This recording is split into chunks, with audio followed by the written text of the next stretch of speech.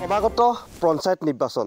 বিগত 5 বছৰত পঞ্চায়তসমূহত কিমান উন্নয়ন হ'ল এই মুহূৰ্তত মই গহপুৰৰ খুলেগি পঞ্চায়তত আছোঁ আৰু খুলেগি পঞ্চায়তৰ এখন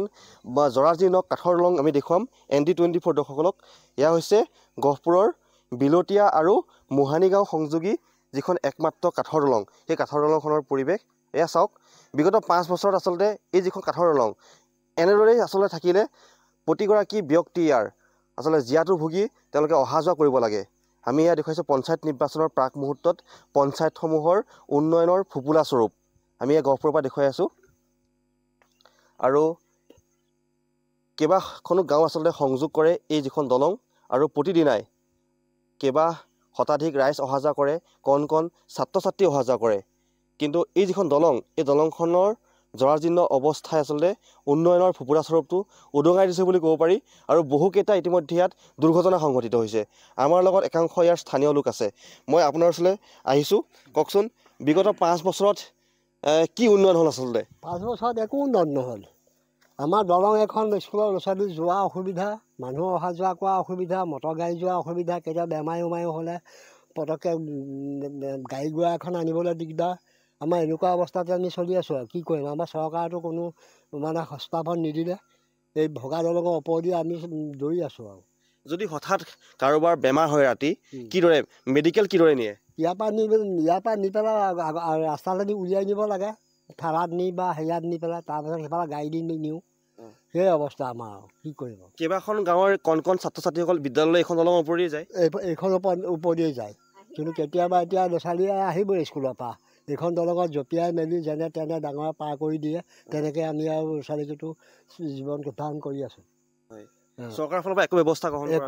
ব্যৱস্থা গ্ৰহণ কৰা নাই আজি হ'ব কালি হ'ব আজি যোৱা বছৰতো হোৱা কথা আজিলৈকেতো হোৱাই নাই এতিয়া এই দলঙৰ ওপৰেদি আমাৰ হেৰি মানুহ অহা যোৱা কৰিবলগীয়া হৈছে দুৰ্ঘটনা সংঘটিত হৈছে মটৰচাইকেলৰ পৰা এজন 2-3জনমান পৰিছে ইয়াত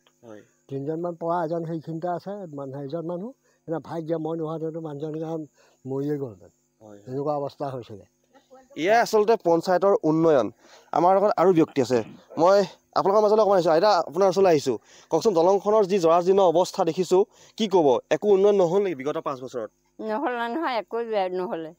এতিয়া এয়াহে অৱস্থা আমাৰ গোটাই চলিবলৈ কৰিবলৈ অসুবিধা হৈ আছে গাঁও কেনিবাদি যাবলৈ কৰিবলৈ দিগদাৰ ল'ৰা ছোৱালী স্কুলীয়া আহিবলৈ দিগদাৰ বেমাৰী এটা হ'লে ধৰ আহিবলৈ দিগদাৰ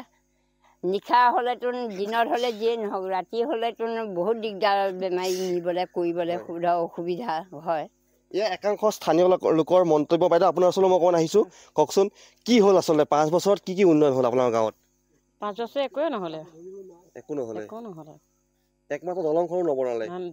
দলঙো নাই বনোৱা ৰাস্তাও বনোৱা নাই একোৱে হোৱা নাই নিশ্চয় মই কেমেৰা সাজিক পুনৰ দলংখনৰ পৰিৱেশ দেখুৱাব অনুৰোধ জনাইছোঁ এয়া হৈছে গহপুৰৰ মোহানি গাঁও আৰু বিলতীয়া সংযোগী যিখন একমাত্ৰ কাঠৰ দলং তাৰ আচলতে পৰিৱেশ এক জৰাজীৰ্ণ পৰিৱেশ বুলি ক'ব পাৰি গাঁৱৰ স্থানীয় লোকে এই দলঙৰ ওপৰেদি প্ৰতিদিনাই অহা যোৱা কৰে কণ কণ ছাত্ৰ ছাত্ৰী অহা যোৱা কৰে আমি ND24 দৰ্শকসকলক পঞ্চায়ত নিৰ্বাচনৰ প্ৰাক মুহূৰ্তত দেখুৱাবলৈ চেষ্টা কৰিছোঁ আৰু এয়া হৈছে গাঁৱৰ প্ৰকৃত উন্নয়ন আচলতে যি মহকুমাধিপতি কাৰ্যালয় আছে গহপুৰৰ তাৰ নিচেই কাষতে লাগি আছে এইখন দলং কিয় চৰকাৰৰ দৃষ্টিগোচৰ হোৱা নাই কিয় বিগত 5 বছৰত এই যিখন দলং আচলতে পকীকৰণ নকৰিলে কিয় ভাল নকৰিলে এয়া স্থানীয় লোকে প্ৰশ্ন উত্থাপন কৰিছে আমি চৰকাৰক দৃষ্টিগোচৰ কৰিছোঁ অতি শীঘ্ৰে দলংখন নিৰ্মাণৰ ব্যৱস্থা কৰক